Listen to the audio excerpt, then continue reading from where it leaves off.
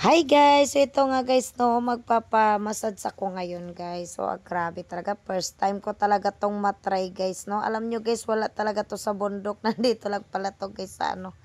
Andito din pala sa Laguna guys. So first time kong makatry nitong massagers.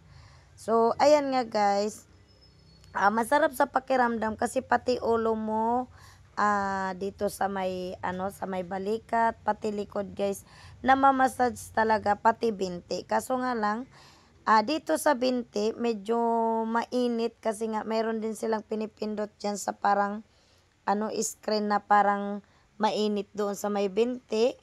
Pero ang sarap sa pakiramdam, lalong-lalo na dito sa may talampakan nyo guys, ay talagang namamassage.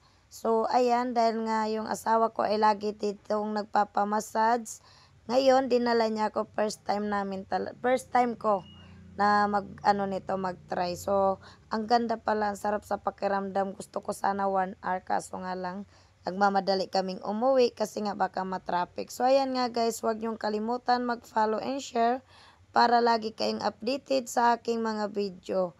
So alam nyo guys no, grabe na pala talaga ngayon, high-tech na. Kung dati yung tao ang nagmamassage sa atin, pero ngayon mayroon pa rin namang nagmamassage talaga na tao. Pero mas maganda din pala ito, mas masarap sa pakiramdam.